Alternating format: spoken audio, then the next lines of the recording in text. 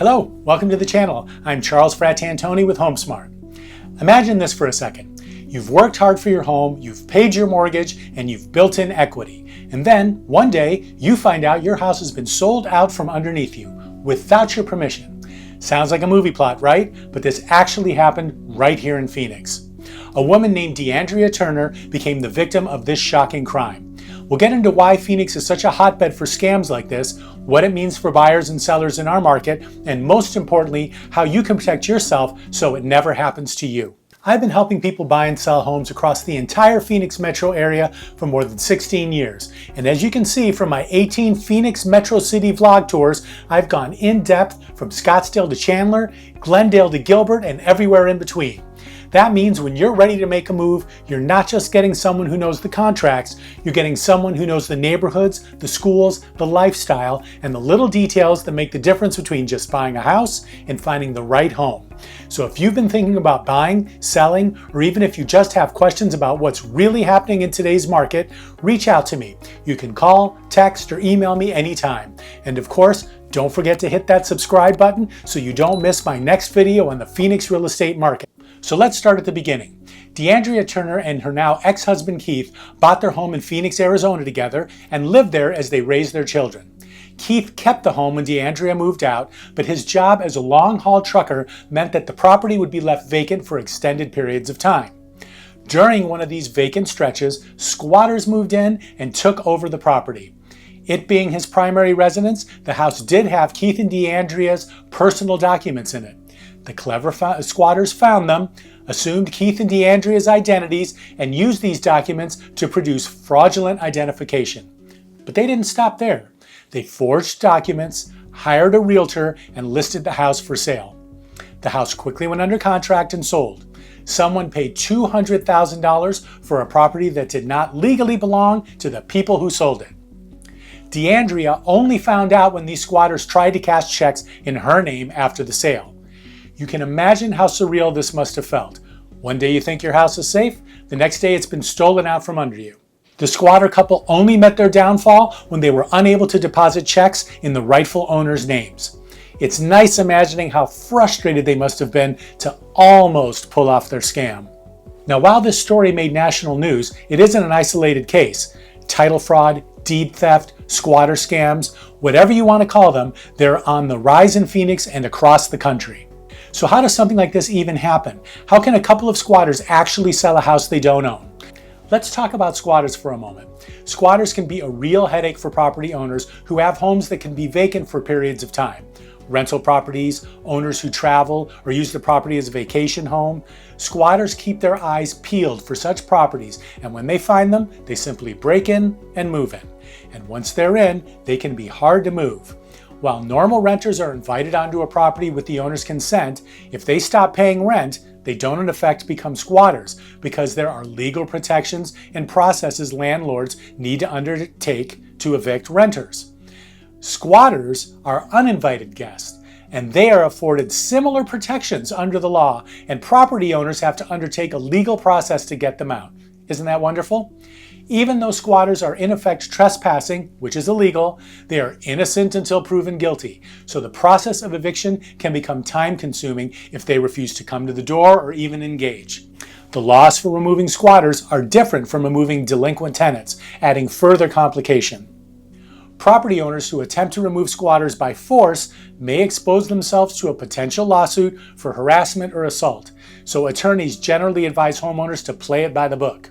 Squatters also have rights known as adverse possession under the law, which allows the individual to occupy a property and remain there without the owner's permission. And get this, if squatters stay long enough, they can even eventually claim ownership. Okay, so they squatted, but how are these squatters able to sell a house they didn't own? The answer is title fraud. Here's how it works. Fraudsters forge signatures, they create fake IDs, sometimes even fake notary stamps, and then they record bogus documents with the county recorder's office. Now, the county recorder's office does not check documents for authenticity, they just stamp and file. These two criminals then contacted a third-party real estate agent who promoted the home to investors. Soon after listing, the scumbags received an offer from two investors willing to buy the property for $200,000 cash. The buyers told local TV stations that they followed all of the necessary precautions. They toured the home twice and even met the squatters, who they believed to be the homeowners. Now, in a hot market like Phoenix, where cash buyers are moving fast and closings are quick, it's surprisingly easy for criminals to slip through the cracks. Think about it. Many buyers never even meet the real homeowners in person. They rely on paperwork and the title company. If the paperwork looks legitimate enough and the title search doesn't catch it in time, a fraudulent sale can actually close. It's terrifying, but it happens. Now let's talk about why this is happening so often in Phoenix. Our market is a magnet for investors, especially out-of-state buyers. We also have a large number of rental homes, vacation homes, and even properties that sit vacant for long stretches. Those homes are prime targets for squatters and scammers. On top of that, Phoenix's growth, about 200 people moving here every single day, creates a fast-paced environment where transactions move quickly and verification sometimes gets sloppy.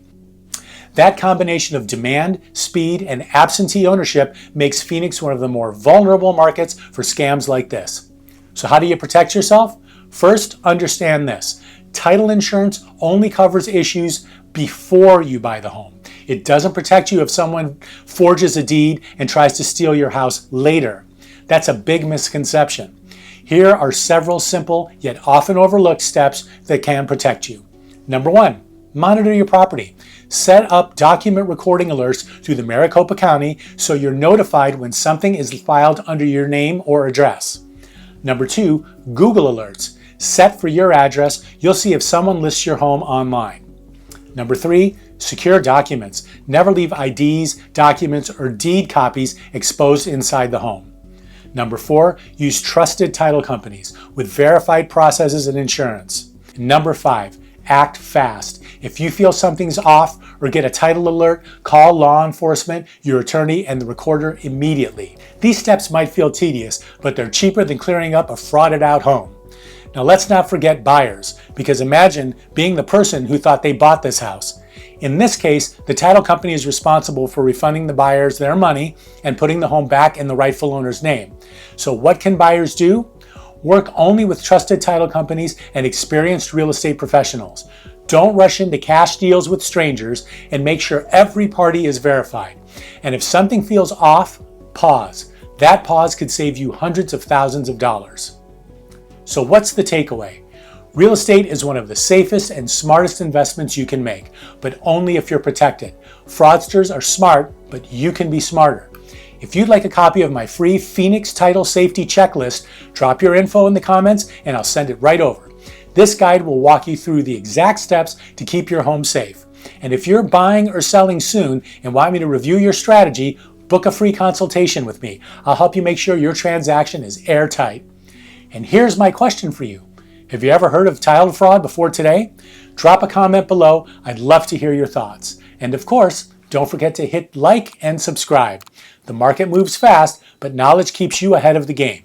I'll see you in the next video.